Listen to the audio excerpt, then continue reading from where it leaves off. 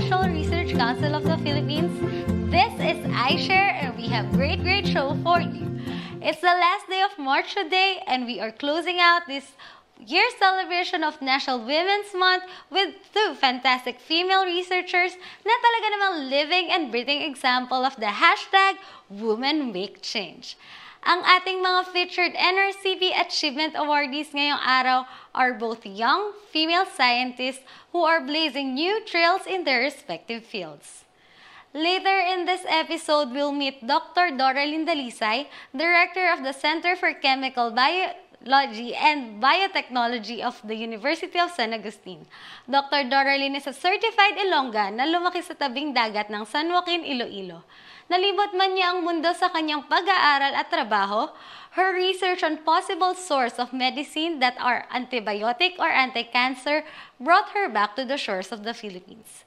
But first, let's watch the story of Dr. Decibel Eslava. Sa pangalan pa lang, alam mo nang gumagawa siya ng ingay ng kanyang field of research. When you meet the very busy UP scientist tree from the UP School of Environmental Science and Management, hindi makakalain that this diminutive lady knows her way around drills and jackhammers. Part of the job yan in her work as a geologist. Astig, diba? We caught up with Dr. Eslava at UP Los Baños to talk about her work, what the grossest part of her job is, at kung bakit siya kalahating aswang.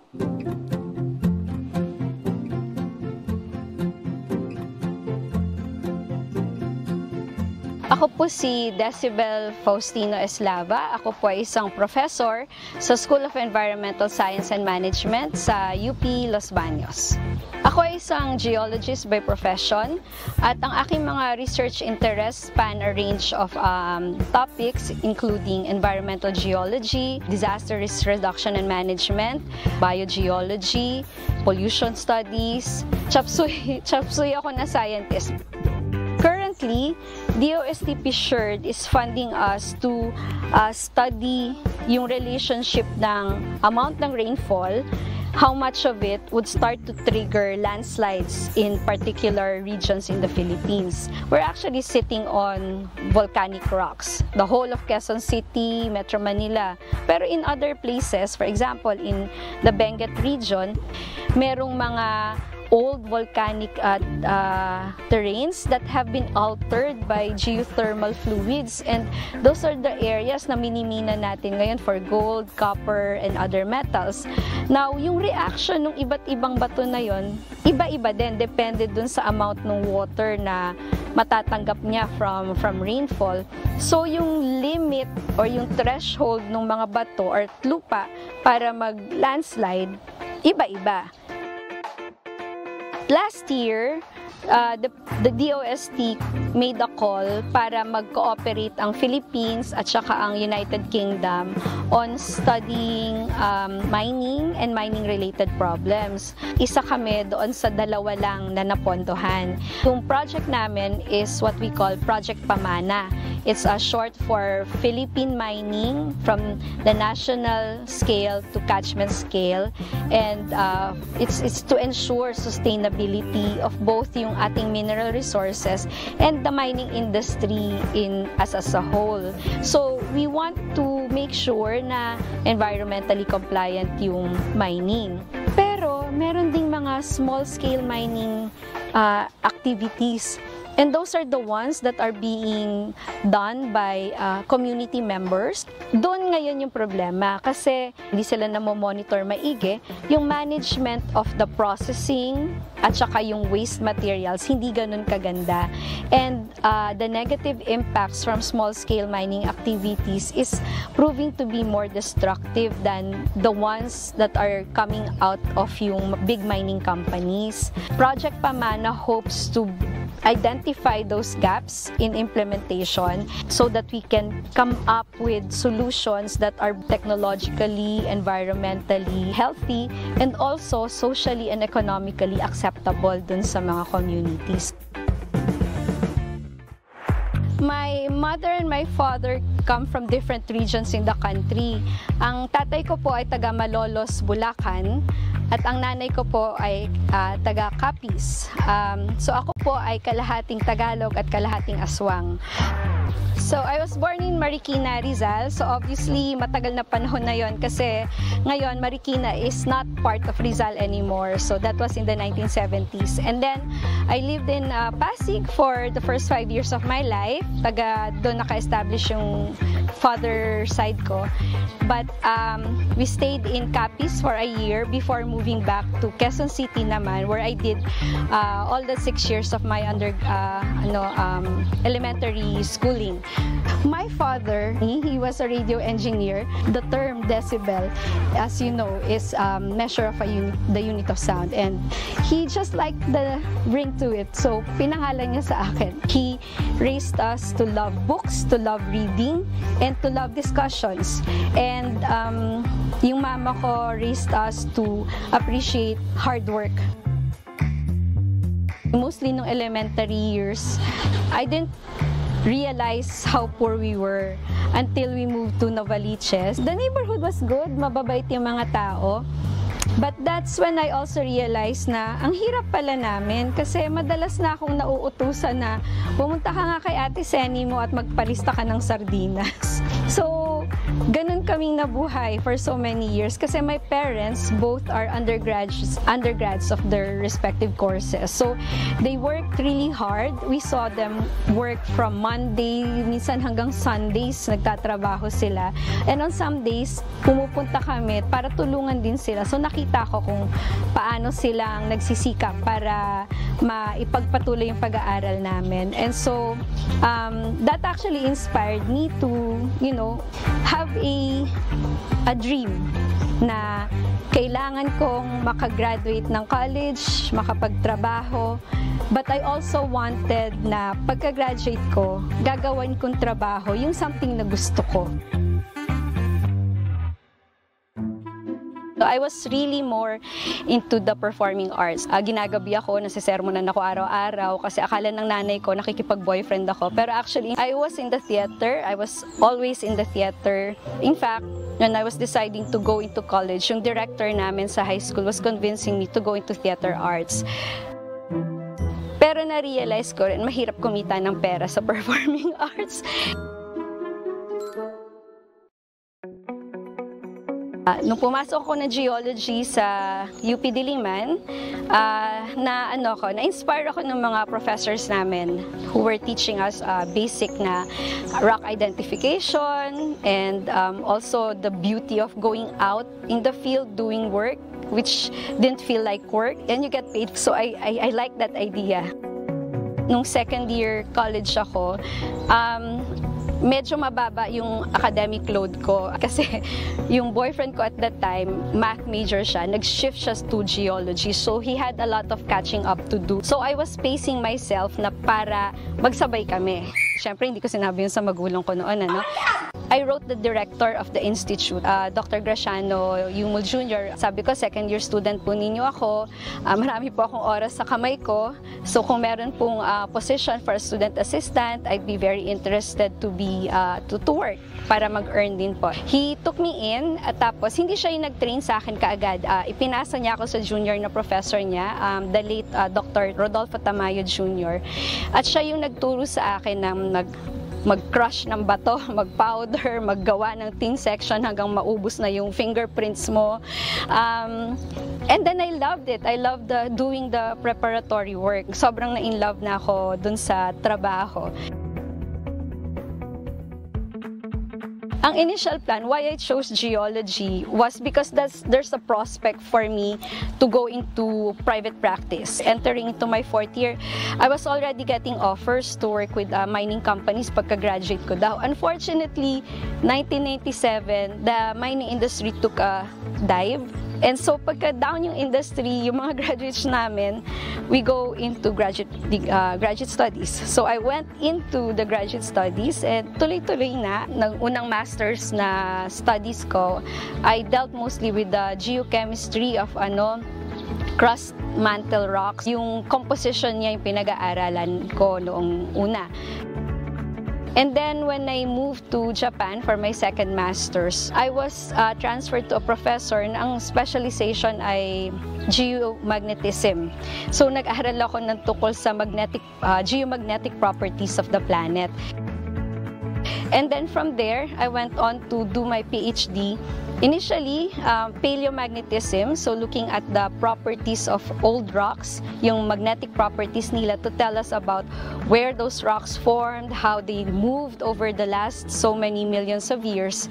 But the data didn't turn out too well, so nag-shift back ako to geochemistry ng mga volcanic rocks along a collision zone, which is in Tibet, the northern part of Tibet. I came back to the Philippines, and the first thing that greeted me here was Ondoy and Pepeng. Yun yung nagpasok sa akin ngayon sa Disaster Risk Reduction and Management. And because now that I am with UP Los Baños, pinasok ko na rin ang smart agriculture na extension work. Walang kinalaman sa geology, but the training from new undergrad to the master's to the PhD makes it easy for me to really learn new things and then work well with other people. Being a female geologist, medyo may disadvantage talaga kasi geology is a very physically taxing na trabaho. We start in the morning na ang laman ng bag namin ay tubig, pagkain, and tools, of course. Pagbaba mo sa hapon, puno na ng bato yung bag mo. What we use for drilling is actually a chainsaw na engine. Pinalitan nyo ng diamond tip na drill bit. And you have to use it, you have to crank it. It's a 2-stroke engine, so mausok. Haluan mo ng oil para hindi masira yung makina. Pag nasobrahan ka ng halo, lasing ka ng usok ng makina. It's several kilos heavy. Plus yung drilling pa itself, you have to use force to do it. Masakit siya sa katawan. In fact, yung hands ko, I already have arthritis dito. Sabi nga nung aking ortho, it's located in a very unusual place kasi nandito sa looban. And then I've also broken my back. Tinanggalan ng around 40% ng spinal disc, yung isang portion ng lower back ko. And there was no single incident that led to that. Ang nung doctor was, it was years of abuse sa katawan. And of course, syempre, pag monthly, di ba, you get your period. Tapos, you're up in the mountains, there's nowhere to really wash yourself properly, di ba? Tapos pagbaba mo, bit mo lahat yung napkin na yun. It's gross, it's kind of gross, but that's the reality on the ground. Yun yung disadvantages. But everything else, we're at par with our male colleagues, or even better. For me, yung validation is that when the same client comes back to you and asks you for more advice related to or probably medyo off tangent pa nga doon sa trabaho, it's a validation that you did good work noong una. They come back to you and they ask you for more assistance. I'd just like to cite yung Batangas City as one of our really best partners in doing this kind of work. We wrote their environmental code. They came back to us again and tasked us to do yung state of the environment na assessment ng buong Batangas City. And then after that, nagkaroon ng bagyo, may bumagsak na tulay. I think it was the Bridge of Promise. They again came back to us and asked us na parang ilang beses na kaming nagkaroon ng sirang mga tulay. Ano ba yung dapat na design? And I made some recommendations on the design. I saw the bridge and I was so happy na it actually semi-followed our proposal. Parang wow, nakikinig pala sila and we're very glad about that. And that is validation of our research being translated into concrete outputs. I am more than happy. I have had the opportunity to study here, to study abroad, to be trained in different places, and to be trained by really good people. Yung mga mentors ko are of the same opinion that the best way they can teach me and help me is to introduce me to also very good people na hindi sila. And ganun yung culture na gusto nating i-promote. And in that way, sa mentoring, I am very happy. In terms of yung mga research opportunities, they abound. Kami na minsan yung tumatanggi kasi hindi na abot ng carrying capacity. And in terms of my personal life, I I am very fortunate that I made the right choice in choosing a partner, my husband, who is very understanding of yung eccentricities ko, yung topa ko, kaya niyang sakyan, at saka yung mga wishes and dreams ko in terms of my career, fully supported niya. Minsan nga, pinapayagan niya akong dalhin sa fieldwork yung anak namin. I am Decibel Faustino Eslava. This is my story, and I share.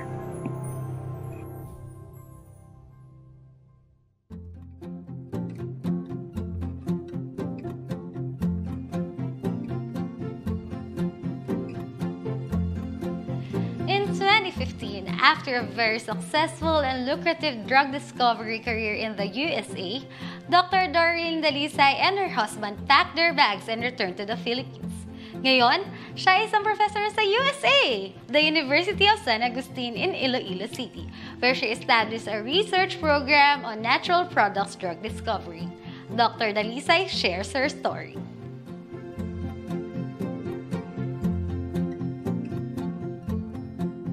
My name is Doreen Dalisay. I am the current director of the Center for Chemical Biology and Biotechnology of the University of San Agustin in Iloilo City. I grew up in a small town here in Iloilo.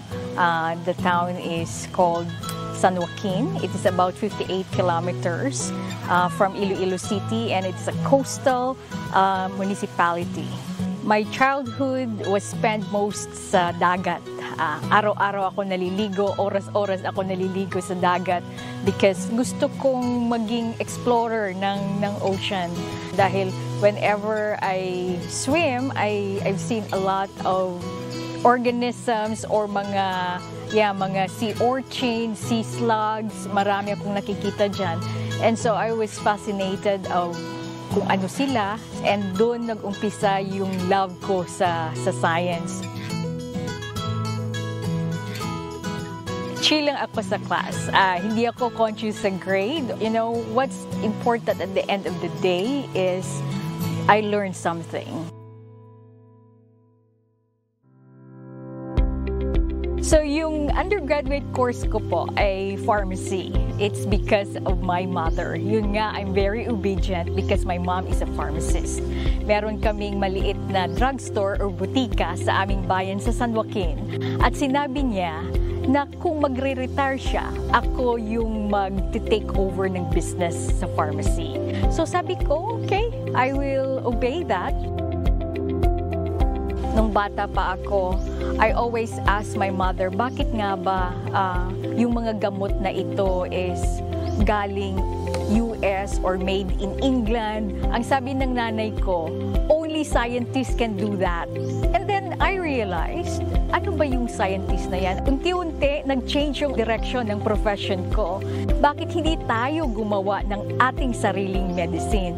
So, sabi ko, magiging scientist ako para gumawa ng gamot.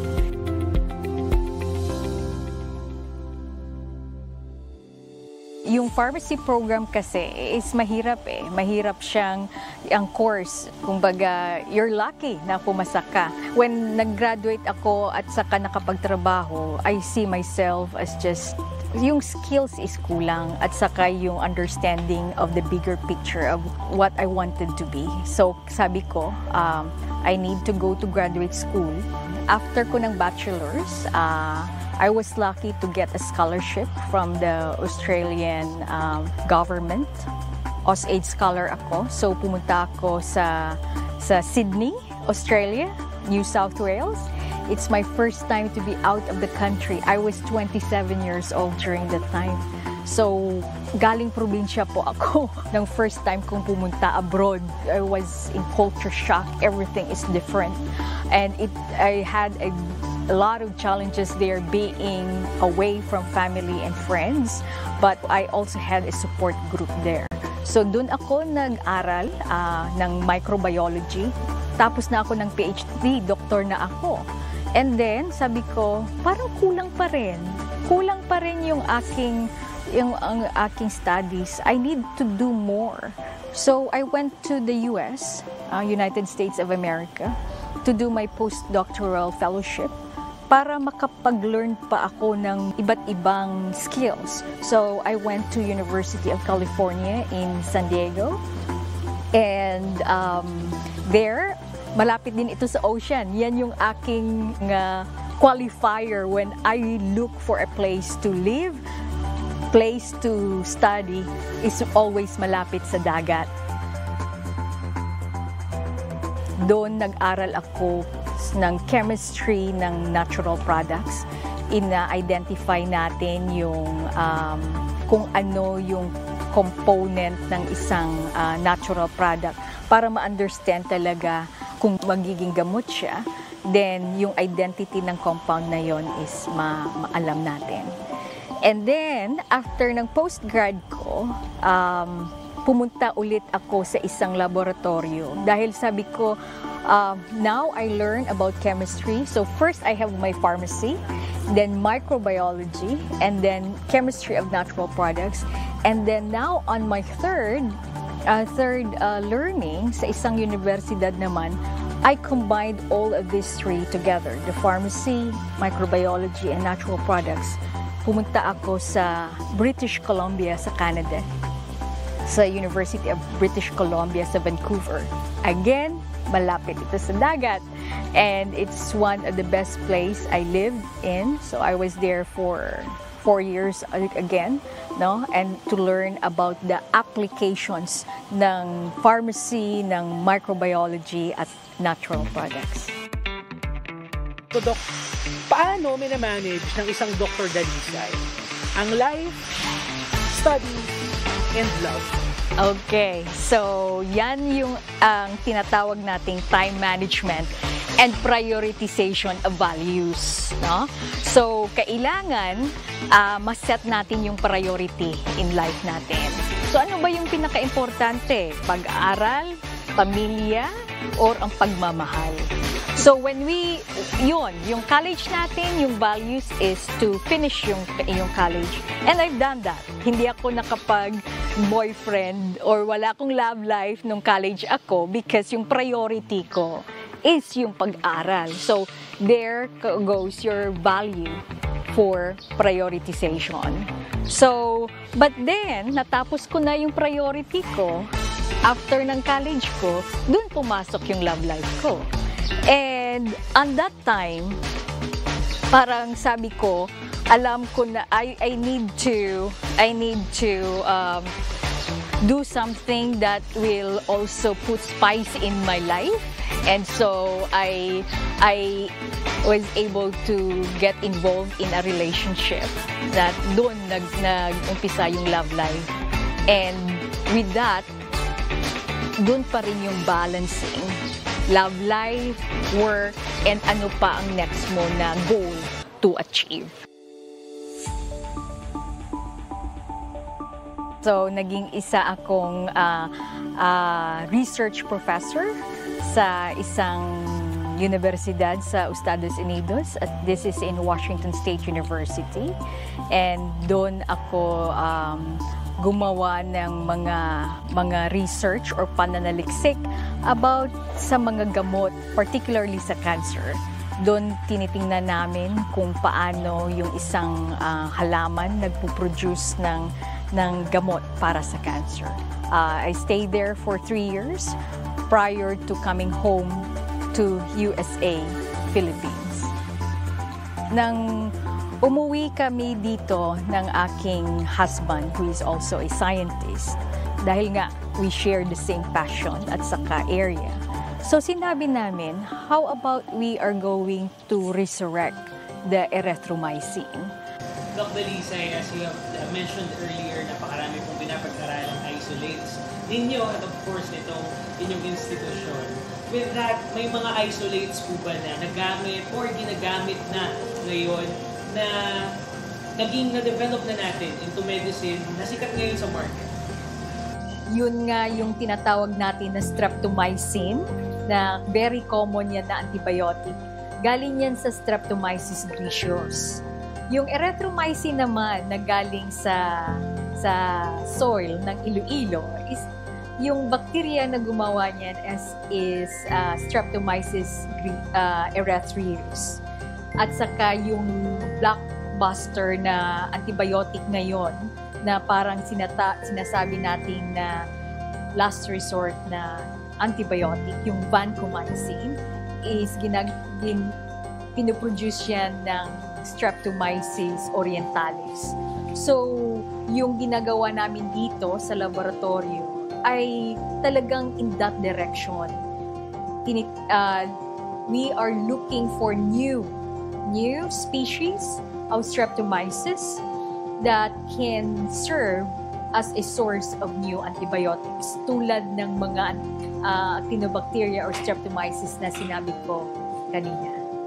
What makes the Philippines as a whole country na napaka-rich ng ating natural resources as a compatible area or location for this kind of research? Yun nga yung masasabi ko, yung Philippines is a hot spot of biodiscovery because of our biodiverse environment. Now, very tropical yung ating setting. So, yung mga resources na nandito sa atin, very rich. Unlike sa ibang lugar na malamig o napakainit. But here, dito, is talagang rich yung community ng mga resources.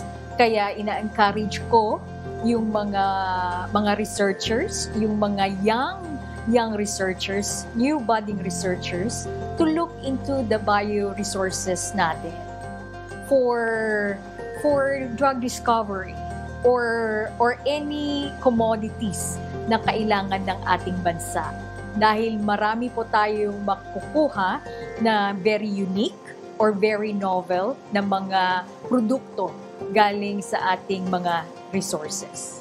Research drives innovation, and innovation is the one that will uplift the economic status ng isang bansa.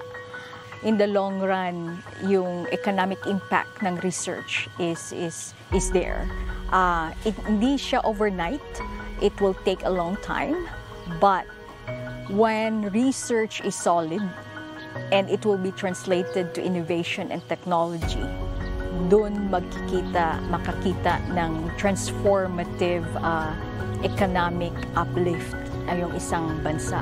There's no limitation on that aspect, whether it is laboratory facilities. Your only limitation is your creativity and how you are going to implement your critical thinking and your mindset kung paano mo gagawin yung work mo. Yung journey ng being a scientist is mahirap. Yun nga, dami kang challenges na gagawin, marami kang experiments na gagawin. Gawa namin sa lab is na unti-unti na pong lumalabas na maging gamot sa mga infeksyon at saka lunas sa cancer. In my journey until now, lahat po challenges. No? When I was a student, it's always challenge. One thing that I am good at is I am not afraid of failure. And it's because I consider failure as a teacher to become a better version of myself, to make my experiment better.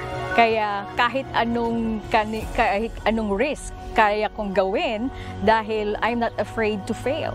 Failure is something that I embrace all my life, and it's the one that helped me succeed. And success is only 1% of what I am right now. I am Doralyn Dalisay. This is my story, and I share.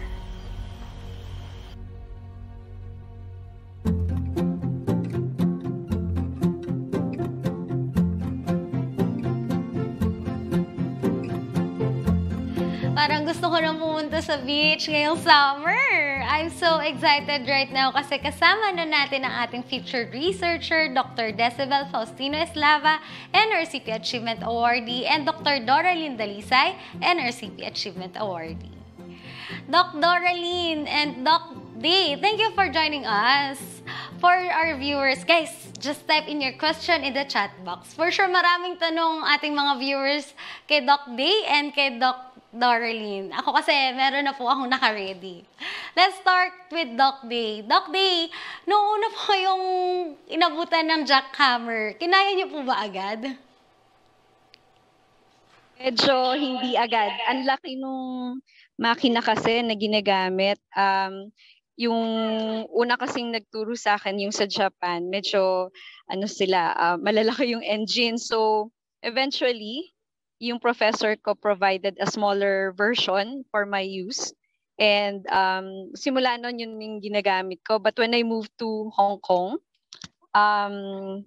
mas malaki lalo yung makina na ginamit kasi British yung professor ko, so he could carry a bigger engine. But I managed. I was able to collect so many samples, thousands of samples from Tibet, pero yun, masakit lang sa katawan. Thank you for that, ma'am. May isa pa po kaming question na nakanda para sa inyo. Paano niyo po napagsasabay yung work at pagiging nanay niyo po at the same time? Tsaka ang cute mo na anak niyo, ma'am. Ganito yung itsura. Paano pinagsasabay? Sinasama.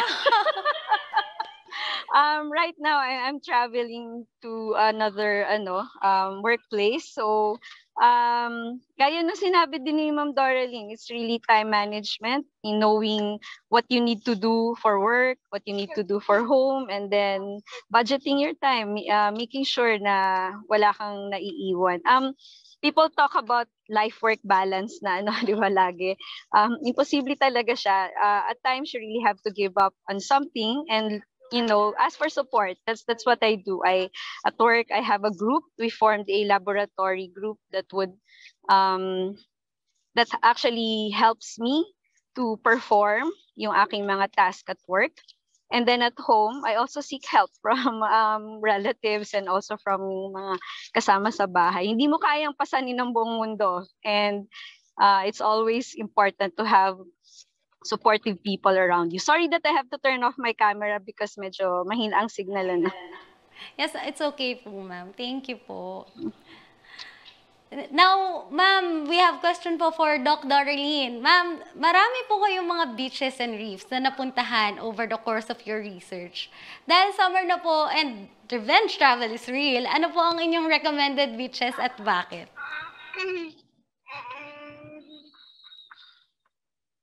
Hello po Irish. Good morning. Good morning po sa lahat.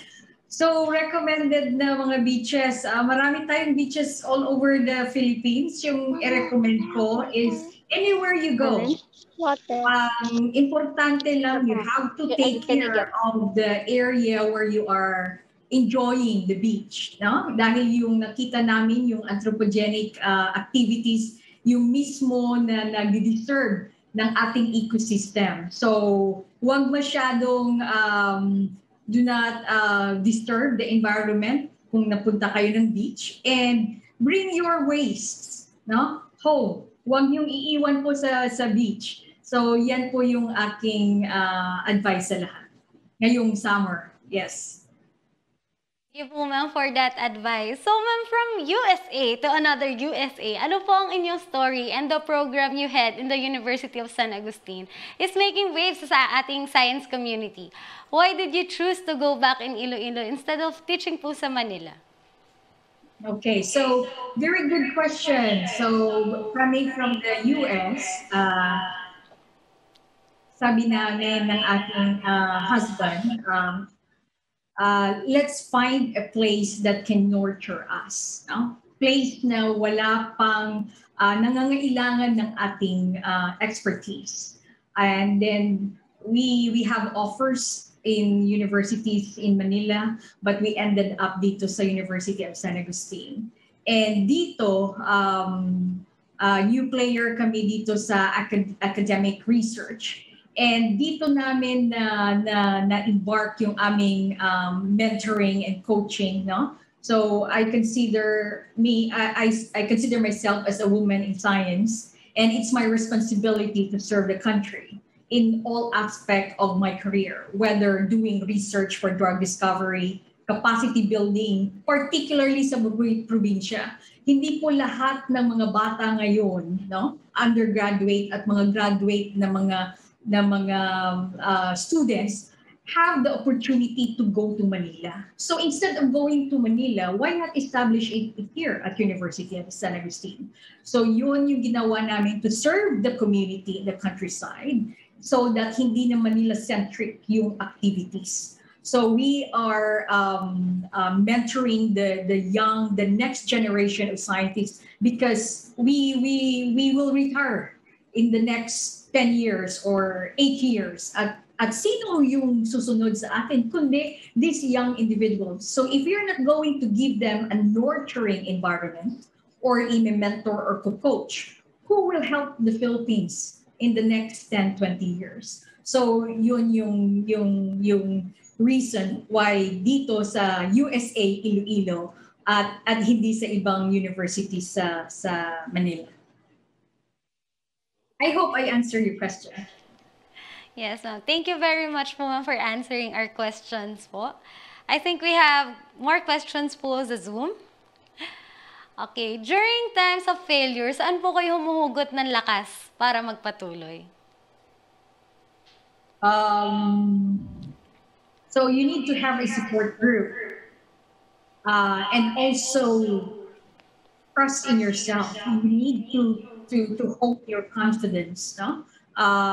Dahil failure, if you do not know kung yung mindset mo or perspective about failure will put you down, then kawawa ka. Talagang madidepress ka. But if you put in your mind or another perspective na failure is just one step toward excellence or towards making better experiment or better work, then dun ang magandang direction. So it really depends on the perspective ng individual. So have the right perspective rather than going to the wrong area of, oh, failure ako, wala na ako sa mundo, wala akong silbi, I'm good for nothing. No, then go to the other side because out of these storms in your life, there is always sun shining in the other side. So just keep going and yan nga, support group and do a lot of thinking. Meditate, think of what's the next step rather than maglilinger sa mind mo yung failure. So, yun. Thank you po, Doc Dalisay. How about you po, Doc Day? During times of failure, saan po kayo humuhugot ng lakas para magpatuloy? Ang sarap sabihin I never fail, ano?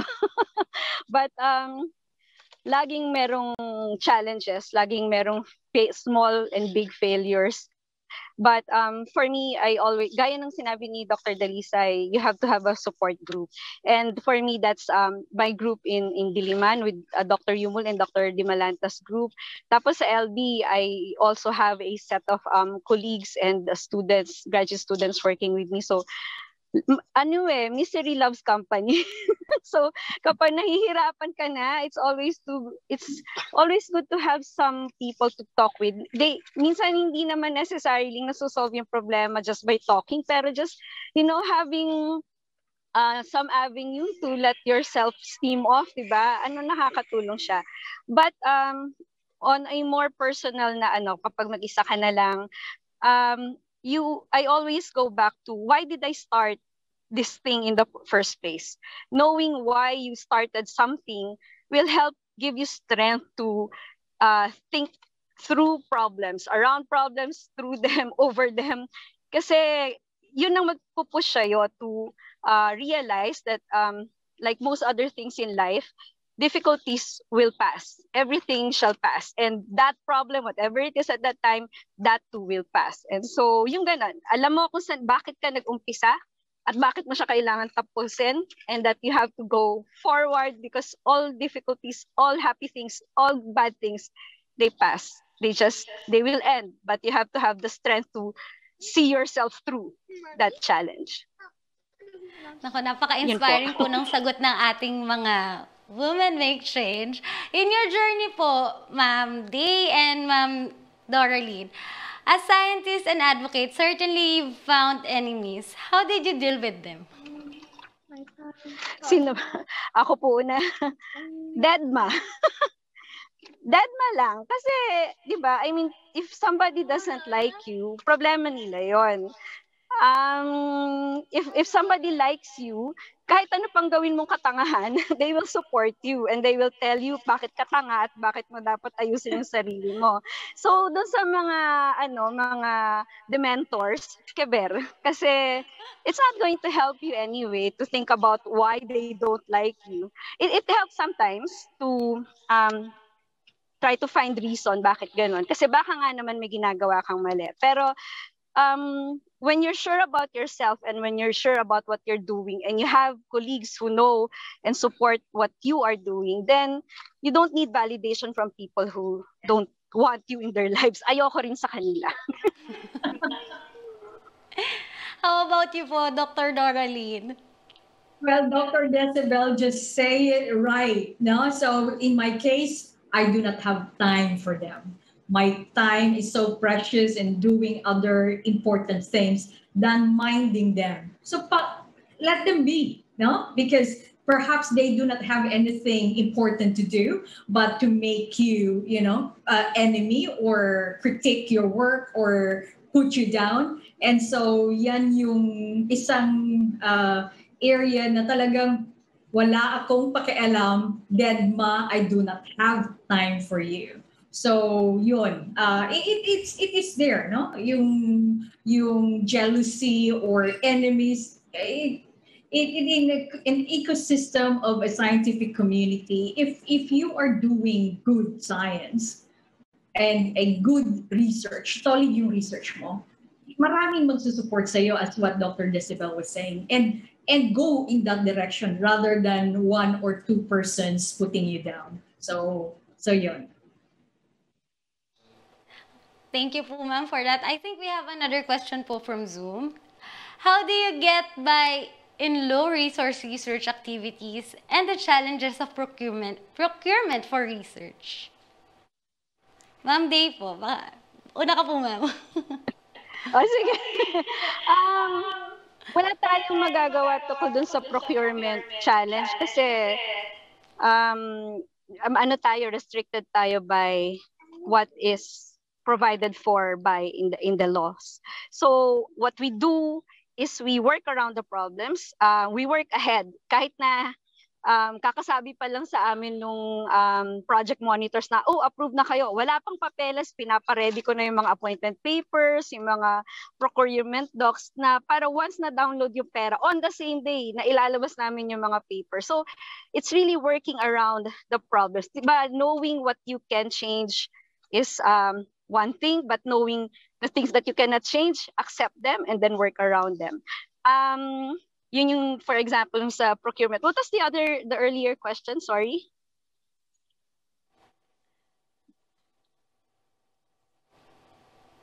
How do you get by in a low resource research activities? Okay. So, yung mga low research fund na work, we actually go into that just for the love of doing it, for the love of science and for the love of whoever your target beneficiaries are.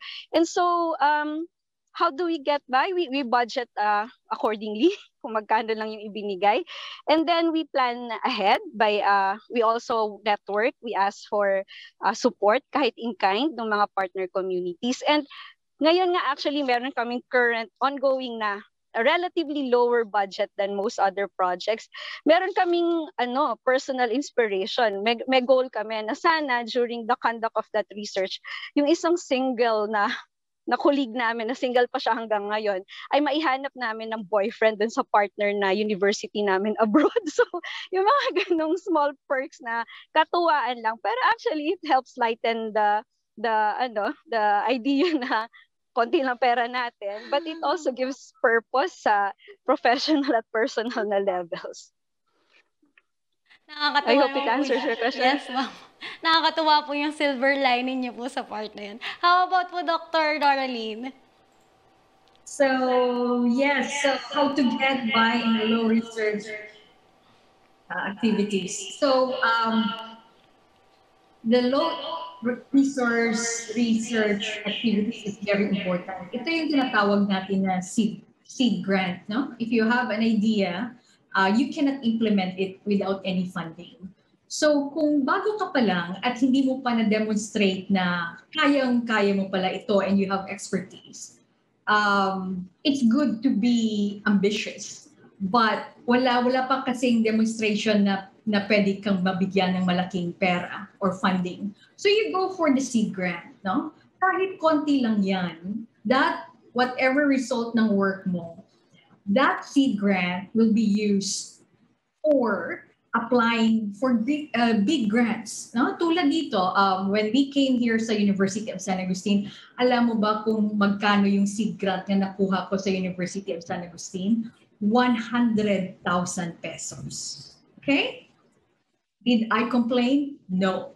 That 100,000 pesos ay ginawa naming a small exploration ng isang area dito sa Iloilo City.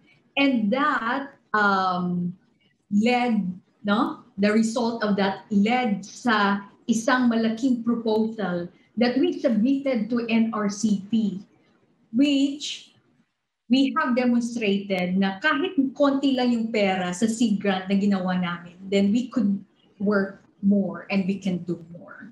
So kaya sa mga budding researchers, having a small money is not a question that you cannot do your work. There's a lot of things that you can do. What you need to demonstrate is you have an output from that small grant that you could use for your future applications for big proposals. Kaya nga yung NRCP is one of the advocates of funding young researchers, both especially in the countryside at sa Visayas at sa Mindanao. So we are giving 500,000 as a seed grant. Malaki na yun. Imagine during my time is 100,000. Ngayon, 500,000 na. So you can do a lot of things or a lot of research. When it comes to procurement, I am very fortunate that we belong to the private university. So procurement in our case is not an issue. When we buy or purchase equipment, equipment comes in less than 2 months. Reagents comes in less than a month, so that we can come up and pursue our work particularly in natural science. Thank you po, Dr. Darlene. I think we have one last question from Zoom for Dr. Day. What are the DRRM projects you are currently involved in? All right. Currently, we have that DOSTP shared project that is trying to understand yung relationship ng amount of rainfall that is required to trigger landslides in different regions. So, ang study areas namin at this time is Benguet Province. Sobrang challenging niya. And then also, we are continuing with the phase 1 that ended 2 years ago, but we're continuing the work here in Southern Tagalog all the way to the Bicol region. But recently, we extended our observation site to Northern Samar kasi nakita namin na yung weather disturbances that affect Bicol pass through Northern Samar also. So yun yung isang DOST funded na DRRM work. But we also have DRRM work related to agriculture naman. Although the funding is ending this month. The project is ending this month. It's a DOSTP card supported project naman. It's called Project Saray. So Project Saray is on smart agriculture. It helps us utilize different systems and technologies to help our farming in our agricultural industry prepare themselves against the impacts of climate change, extreme weather events, and also capacitate our partners on the ground. So yung mga municipal agricultural officers and the farmers themselves on the use of this technology. So that's, kasi pag sinabi natin madalas na DRR, inisip lang natin lagi landslide, bagyo, baha, ganun. Pero we have to think about, of course, yung ating mga farmers kasi malaking porsyento ng ating population ay nasa agrikultura. So pati yung epekto ng disasters sa agrikultura ay pinag-aaralan na rin natin. Thank you po, Doc Day. May pumasok ko pong questions from Zoom. This one is for Dr. Doralyn naman po. The question for you po, ma'am, is the one sickness you most want to discover a drug for? Yung infection po, I am an advocate of finding new antibiotics for infection. Kasi especially yung sinasabi natin ngayong antimicrobial resistance, which many do not know that antimicrobial resistance is actually a silent pandemic. It will resurface in the coming years. We do not know when. It's because of the depletion of the effective antibiotics that are clinically available. So yan po yung isang sickness na ginagawa na na ina-advocate ko. And in fact, with the COVID-19 infection, hindi lang po dahil sa virus na mamatay yung isang tao na may infection, na may virus infection. But actually, it is a co-infection ng bacteria, no? Co-bacterial infection na contributory din po sa mortality ng COVID-19 infection. So, yan po is na-highlight or na-emphasize yung antimicrobial resistance, at yan is something that I am a advocate, nina-advocacy ko po yun siya, at yan po yung ginagawa namin dito sa C2B2 or Center for Chemical Biology and Biotechnology. Thank you po, Doc Dorleen. I think last question po from Zoom. What advice can you give to students who are still figuring out their career paths? Doc Day? Doc Dorleen? Perhaps I can answer. Yes. It is difficult to figure out a career path, especially kung you're very young, because you have so many things in mind on what you need to do. Wag mamadali. No? Give time to yourself. I myself, a late bloomer ako. I started my graduate school when I was, 26 years old. Nag-work muna ako in profession as a hospital pharmacist. And then, dun, I figure out kung ano talaga yung career path. Then, when na-ripen na yung plan ko, dun ako, I find ways in achieving that career path. So wag magmadali. There's a lot of opportunities. Ang importante lang is you are sure that that is the career path that you would like to. Whether it is research, whether it is non-research, or any aspect of works na may impact sa society. So yan ang aking advice, especially sa mga young na individuals. And also, when you are choosing for your career path, find a lab or an institution that has a nurturing environment na mag-coach sa iyo at mag-mentor kung anong path yung gagawin mo. Because these mentors have a lot of wisdom. They've been in that challenge. So as a newbie, parang all of the time, no, madi-discourage ka, ay mahirap pala, no? Ito yung ginawa ko na career path, mahirap pala. So if hindi ka mini-mentor or kino-coach, then you just give up. You will end up where you are as na bago kang graduate. So yun yung dalawang bagay na very important. Figure out, give time to think about it, and find a institute, a university, a research lab na very nurturing that can mentor you and coach you for that particular career path. Thank you po, Dr. Lisay, for that very wonderful advice. How about po, Doc Day? Ang ganda nung advice ni Dr. Lisay. I would just like to add that not everyone is interested in research. hindi lahat ng tao masaya to do research. Meron din namang taong hindi masaya to do office work. So you have to find what is comfortable to you, what it is that would give you purpose. Actually, yun yung mahirap na part. Naiingit ako dun sa mga tao who found purpose in their lives earlier on. Like Doc Dalisay, although I started early sa mga lab works and all, but determining really whether I want to go into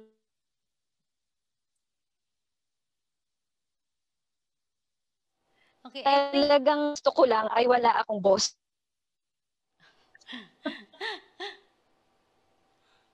So, medyo mahina po yung signal ni Ma'am along environment that the will give road. me freedom to do different things at different times, at different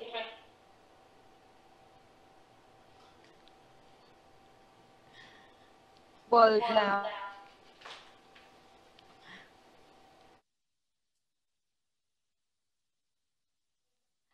Okay, thank you po for that advice, Doc Day. I think it looks like we have to end with that question po. I super love the questions po na pinadala na ating mga viewers. And thank you very much po, Doc Doralyn and Doc Day, for being so game in answering them.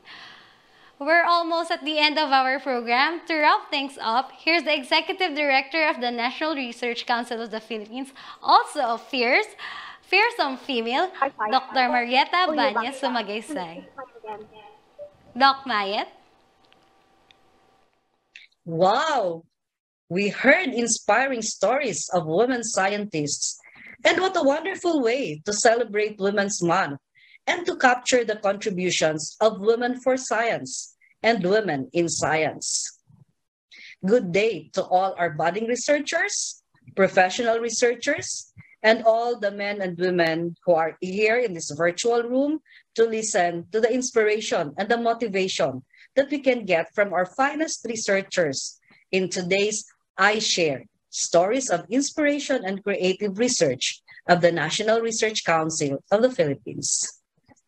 The stories on the journey of Dr. Decibel Faustino Eslava and Dr. Doralyn S. Dalisay to make it as NRCP Achievement Awardees inspire us all, especially the women and the girls in this room.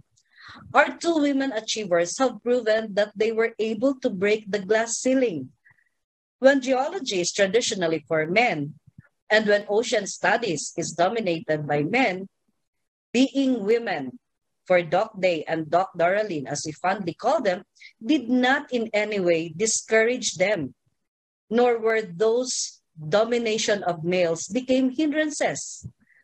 Jobs and tasks are open, and these are open to women when you arm yourselves with skills, knowledge, and attitude, just as men do have the same skills, knowledge, and attitude. We saw them.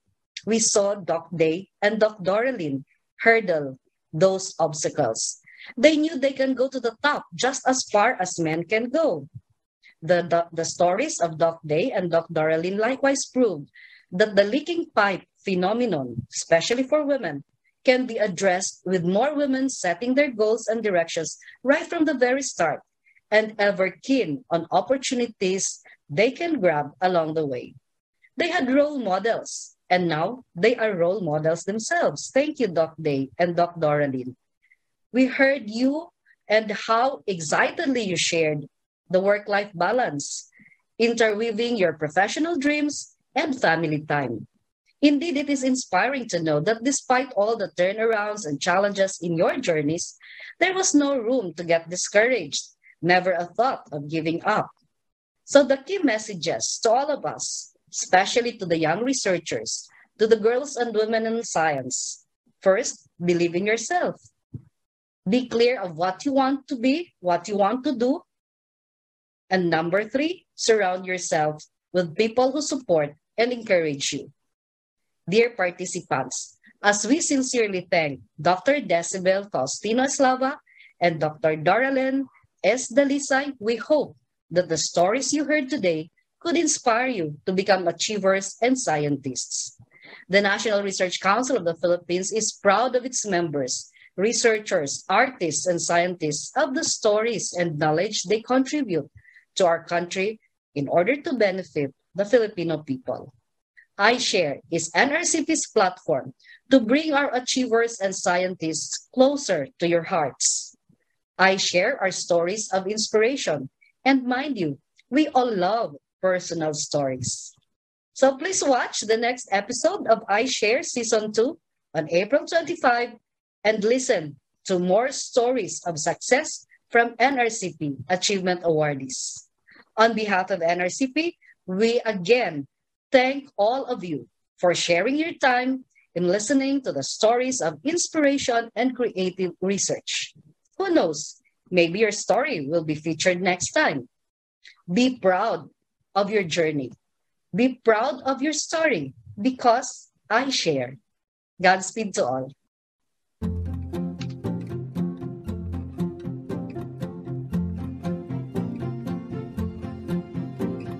Maraming salamat po, Doc Mayet. And it looks like we've reached the end of our program. A special shout out po to the hardworking Filipino female scientists and researchers in our country and all over the world who are doing their part in making our world a better place. Happy National Women's Month po sa inyong lahat.